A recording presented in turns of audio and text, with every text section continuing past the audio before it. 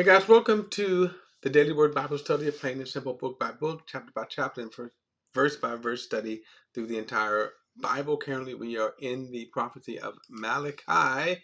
We're in chapter 2, and we're doing a long excursion talking about marriage and getting a picture how God hates divorce, what God thinks about marriage. And I want to cover one more area before we get back to the flow of Malachi. Remember, this starts off with God rebuking the men for how they hate their wives, and then he said, "You hate and divorce them."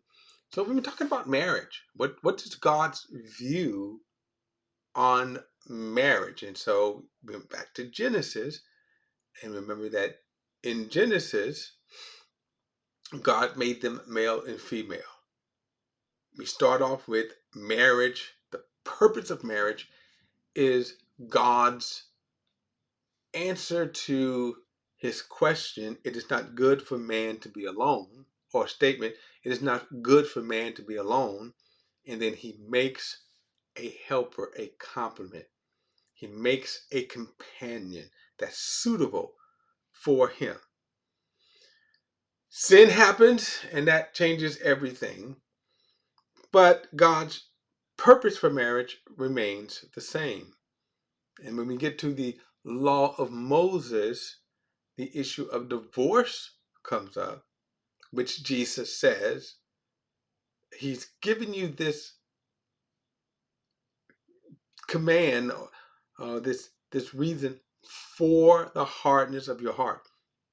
And that is that the only reason that divorce was permitted, okay, because they asked Jesus, the Pharisees asked Jesus, can we divorce our wife? And I believe in one translation or gospel it says, for any reason. But he said, well, what did Moses command you? And they said, well, Moses commanded us to write out a certificate of divorcement and send her away, which was true. In Deuteronomy, it says if a man finds his wife, he finds his wife displeasing, but it also emphasized because he has found some uncleanness in her or immorality in her and adultery. That was the only clause. Then he could write a divorcement. Now, as I said before, the difference in the Old Testament law right here was that it said that about the man, and we may assume that this could be for the woman. But Malachi comes up and God sticks up for the woman and says, you've been acting treacherously against your wife. And he says, he said it was wrong for you to hate your wife and then send her off and divorce her. But why is that? And then we came to this point, and I want to get into the New Testament aspect of this. Because again, we said, well, does God accept any marriage? And we saw that in Ezra, no. So if God joins, what marriage is, understand this, what marriage is, it's God joining a man and a woman together as one flesh.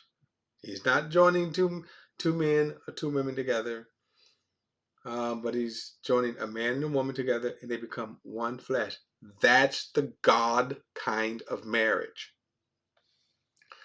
Now, anything other than that was God then joining this marriage. And what was interesting in the book of Ezra, that that the Israelites were marrying pagan women, God did not acknowledge or recognize those marriage, and they said, we have been unfaithful to you, Lord. And so their resolve was they sent those wives away. And the unfortunate thing is that some of them had children. So let's get back to it, because I want to get into it. I said I want to get into um hmm. I want to get into the New Testament. I'm going to look at this from the New Testament now before we move off. But here it is in Ezra. If he hates and divorces his wife, verse 16. If I'm sorry, this is not Ezra. This is Malachi. He says, if he hates and divorces his wife, says the Lord God of Israel, he covers his garment with injustice, says the Lord of hosts. Watch yourself carefully that you don't act treacherously. Now, what I want to do, I want to look at this from a New Testament perspective. So, because as I said, a lot of Christians, and I'm going to say they're disingenuous when they do this, because many of them know what they're doing. They know what they're doing, and they know that they're misusing scriptures. The sad thing about it, then, here's the question. The sad thing is, the question is, let me back up for a moment.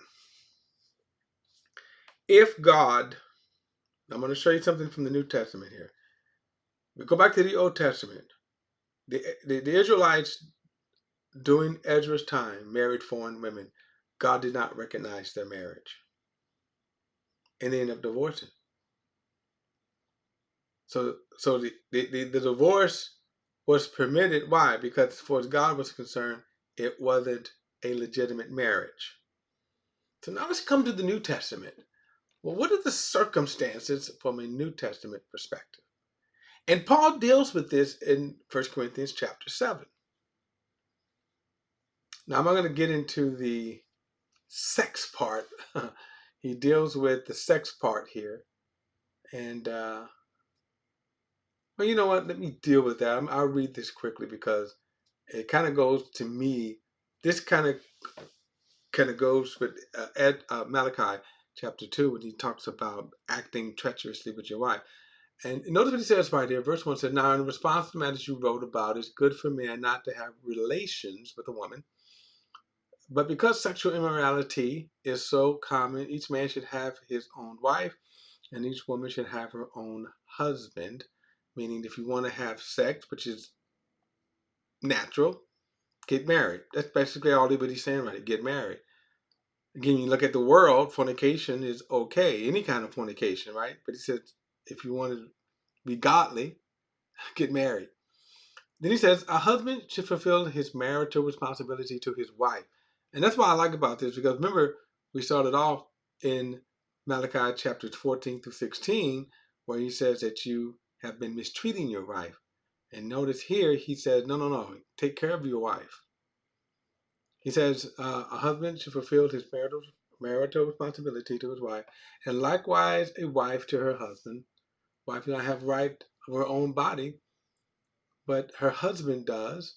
In the same way, a husband does not have right over his own body, but his wife does. So here you see here Paul, under the inspiration of the Holy Spirit, setting things right, that marriage should be mutual.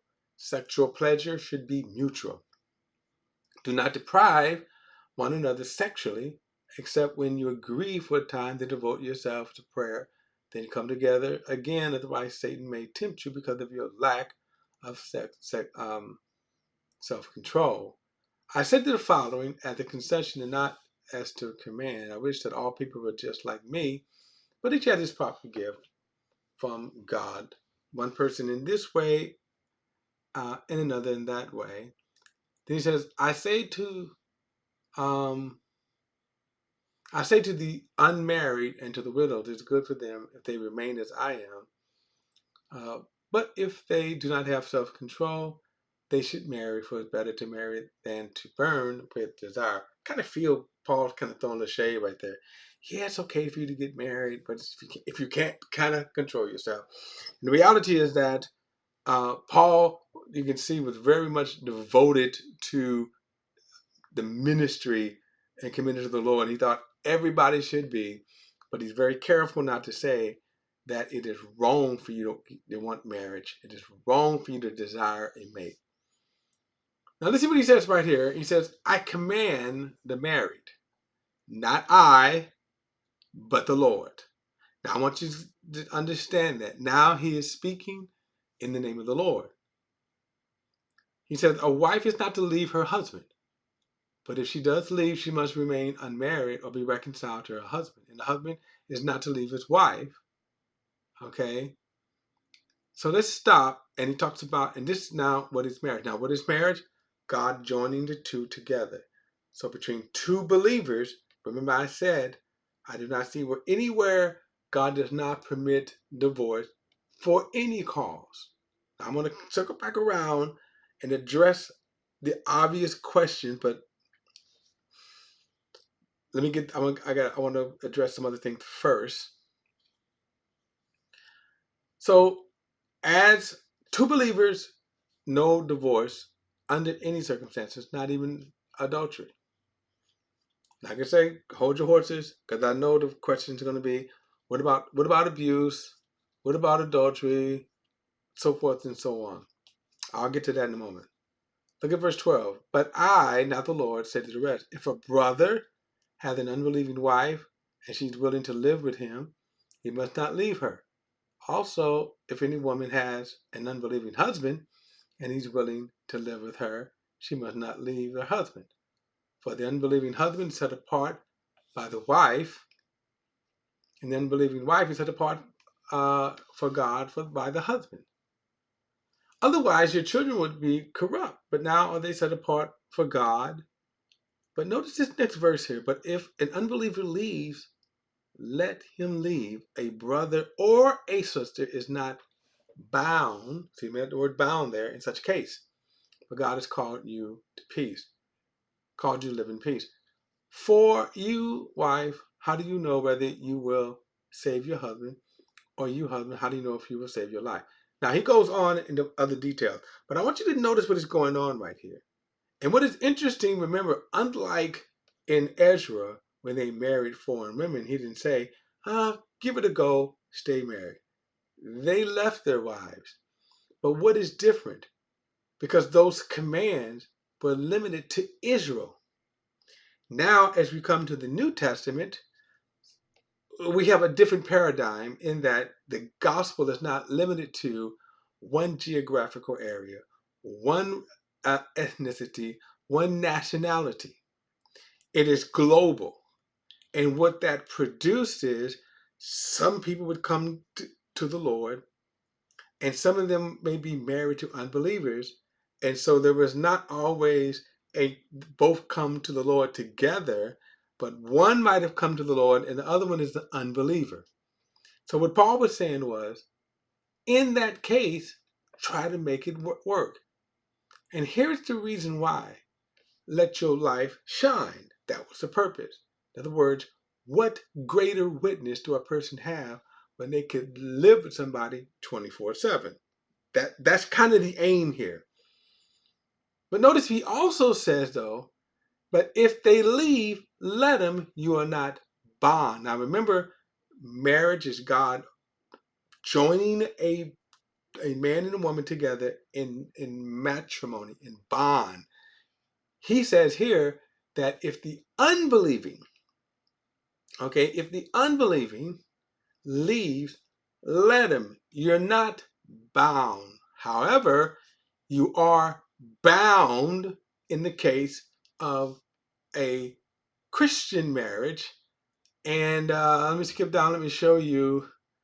Look at verse 39 when he says, a wife is bound as long as her husband is living. But if her husband dies, she is free to be married to anyone she wants, only in the Lord. Now, I want to kind of let that set in for a moment. She is free to marry. And again, we're not going to, this is not a marriage teaching here. I can't indulge everything, but this gets into, can a person remarry after a spouse dies, and how soon? Well, notice, as soon as the death happens, she's free to go. A person is free to marry. Okay. Now, when you go back to this idea here of the married couple that's in the Lord, notice no divorce. So the only thing that Paul is dealing with is when you have a situation where one person is married and then the other person is, one person is a Christian and the other person is not. In that case, he says, live with them, stay with them. And again, don't have a hard heart, because your aim should be to reach that person for the Lord. And if you are living a godly life, that more than that you have a good chance of it happening. I can't say it happens in every case, because Paul right here also makes the person.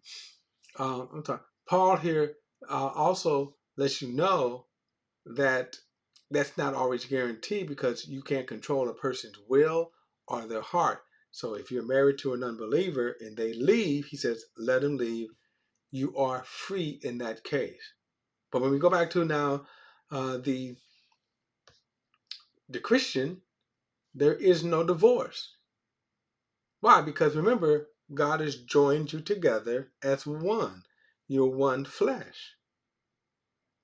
Now, let's answer the obvious question. And what about, because there are some people that's teaching falsely. This is again, they're misrepresenting God. They're saying that you can get a divorce in the case of adultery, in the case of abuse, and then abandonment.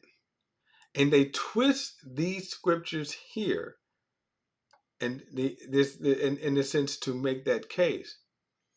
So what they say is that if the brother, look at verse 16 again,